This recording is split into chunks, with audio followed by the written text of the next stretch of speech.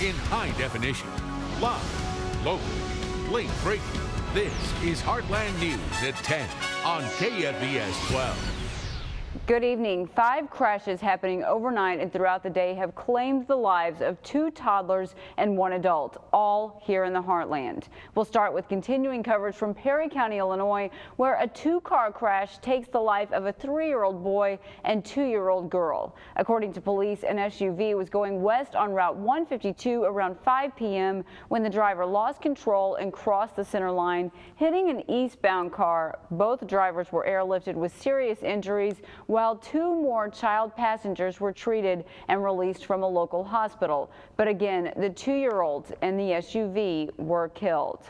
Meanwhile, at around 5:30 last night, a Bonne Terre man was killed after he was thrown from his motorcycle. According to the Missouri Highway Patrol, a car was stopped on Highway 8 waiting to turn left. That's when a 2005 Yamaha motorcycle driven by 69-year-old George Carr of Bonne Terre approached the stopped car, hit his brakes, and somehow lost control. The motorcycle overturned, throwing Carr off the motorcycle. He was taken to a local hospital where he was later pronounced dead. Also in Perry County, a St. Louis man was seriously injured when he lost control of his SUV on Cottontail Road. The SUV hit a shallow creek bed and overturned, ejecting the driver, 60-year-old Dale Benz. Benz was eventually airlifted to a St. Louis hospital where he is listed in critical condition. And take a look at this video shot earlier today by our photographer. According to the Cape Girardeau Police Department, a 59-year-old woman was going west on William Street when she apparently passed out. Her truck crashed through fencing in this backyard. Luckily, the truck barely missed hitting the house before stopping in the fence close to another house. The driver was taken by ambulance to a local hospital for treatment. And police are looking for a driver who allegedly caused a serious accident near Paducah. Police say it happened at around 4 this evening on the 8800 block of Blandville Road, also known as U.S. Highway 62 West. Witnesses told police a white SUV crossed the center line, drove towards an oncoming vehicle, forcing it off the road. That vehicle dodged the SUV, then lost control and hit a pickup truck. 2 people were sent to the hospital, but the white SUV that allegedly started the crash fled the scene. If you have any information about the white medium-sized SUV involved in that crash, you're asked to call the McCracken County Sheriff's Office.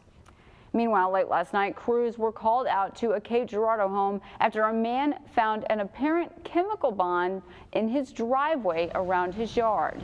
Investigators say they found plastic bottles that contained a mixture of household chemicals. The device did not explode and no one was hurt. Cape police say this was likely just a kid's prank, but the homeowners didn't find it funny. I mean, if it can happen to me, it can happen to anybody. Again, even if it's just a prank, but these kids got to know out there, there's pranks and then there's pranks. When you start dealing with chemicals, that's a serious issue. The so-called chemical bombs were taken off-site and disposed of by the hazmat team. Again, the bombs did not detonate. No damage was done and no one was hurt. Cape Girardeau police say they are still looking for apparent pranksters behind this. They could face charges if caught. A Trigg County family is looking for ways to cope with a tragedy and a miracle. On Thursday, 63-year-old Wendy Kane didn't return home from running errands with her great-grandson, leading to a search which lasted nearly 8 hours. Crews finally found her vehicle, which had overcorrected and hit a tree. Wendy Kane was pronounced dead at the scene, but somehow the baby boy was still alive and well. Now Kane's family is looking for answers while also trying to figure out what to do next. Me and my brothers have got to figure out what to do with everything and where to go from here, because you don't get a chance to say goodbye, to say thank you. Trigg County Rescue Chief Barry Fox said when he found the baby, he, quote, started smiling at everybody like he knew he had been saved. Continuing coverage now on the troubles with the world's largest cruise line, Carnival Cruise, who flew all passengers stuck on the Dream cruise ship back to Florida. We spoke with a couple from Dexter who was aboard the ship. They say although power had been restored and facilities were functioning again, the ship still couldn't leave port. According to the company, the ship suffered a generator failure. I wouldn't change it. Even knowing today that if I walked aboard and knew that we were going to go down, not that I would want to go down at sea, but I wouldn't change it. It was an experience of a lifetime. About 4,300 guests were aboard the Dream, along with about 1,300 crew members. A coroner's conference in Jefferson City ends with dozens of coroners and deputies falling ill, some sick Southeast Missouri people. Several people say they were sick for days after attending the Missouri Coroners and Medical Examiners Association conference. The three-day conference started Tuesday and lasted through Thursday. According to Cape County Coroner John Clifton, he took his deputy to the emergency room Tuesday night. He says coroners and deputies from Scott, Bullinger, and Perry counties all got sick.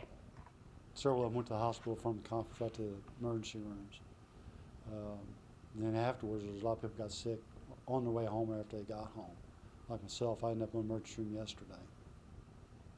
Clifton says people have experienced a cough, raspy throat, and flu-like symptoms. He can't say for sure the illness came from the conference at the Truman Hotel. The health department is now investigating. And we'll be right back with weather next.